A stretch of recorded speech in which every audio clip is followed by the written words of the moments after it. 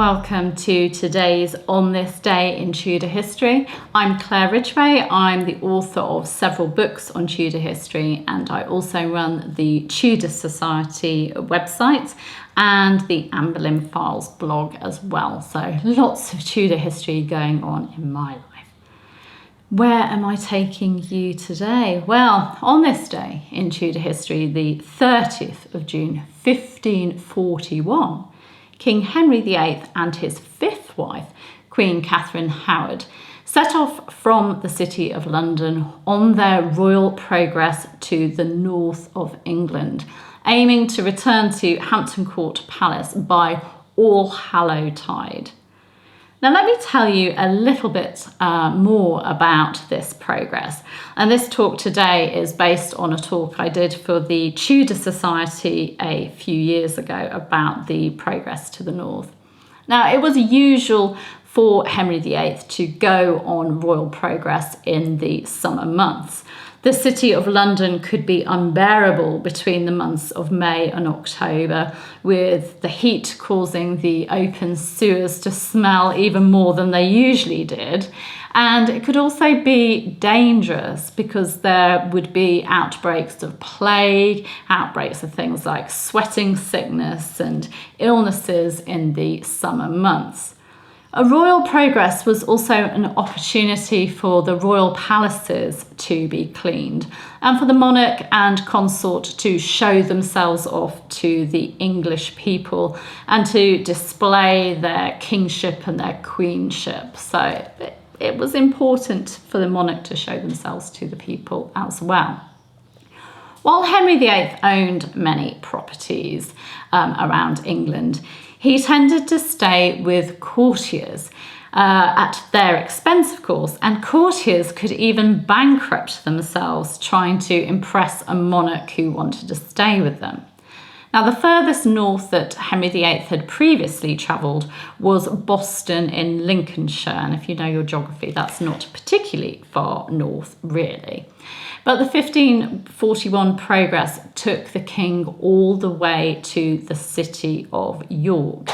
And as well as getting the king out of smelly London and away from disease and that, this progress had two other main purposes. The first purpose was a meeting that had been arranged between King Henry VIII and his nephew, King James V of Scotland.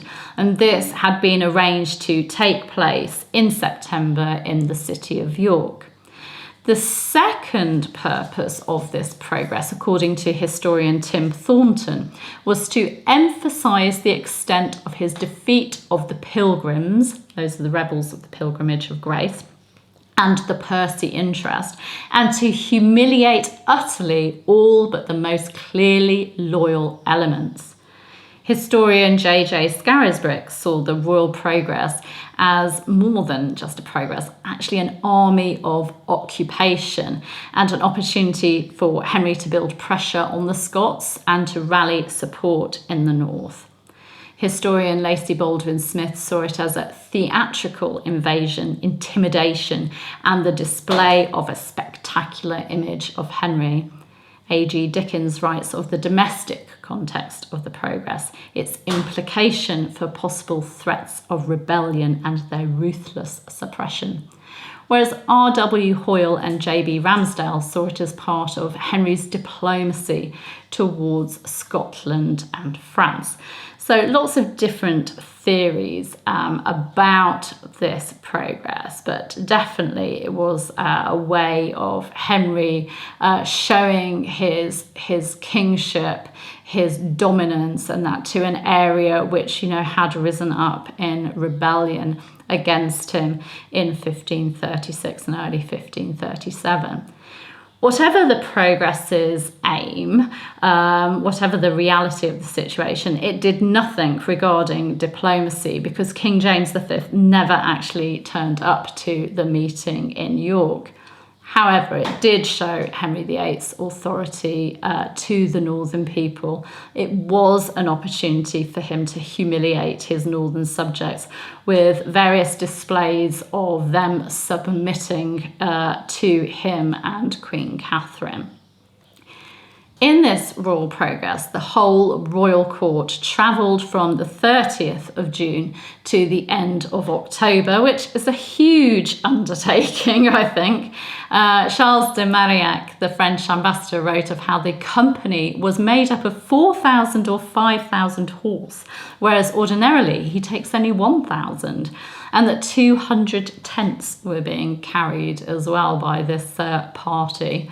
The itinerary included Enfield, St Albans, Dunstable, Anthill, Northampton, Grimsthorpe, Lincoln, Gainsborough, Pontefract, Hull and York, and many other places. The royal court made slow progress at first due to the roads being badly affected by rain, and also due to Queen Catherine being taken ill at Liddington at the end of July.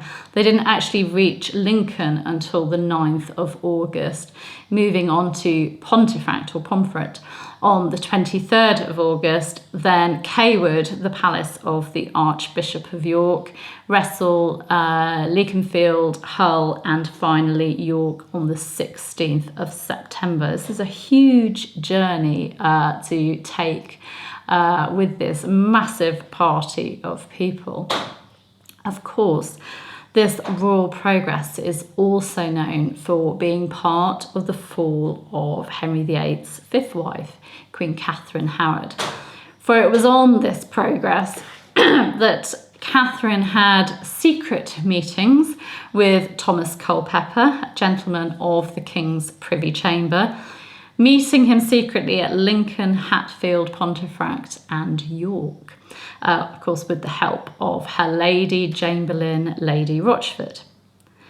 The royal party reached York, as I said, on the 16th of September, and although Henry VIII stayed in York until the 27th of September, waiting for James V to show up, when it became clear he wasn't coming, the royal party progressed home. Henry had been stood up by the King of the Scots. They reached Windsor on the 26th of October and Hampton Court Palace by the 30th of October. Just a few days later, on the 2nd of November 1541, Henry VIII's happiness was to be shattered when he was, of course, informed of his wife's past sexual relationships. Archbishop Thomas Cranmer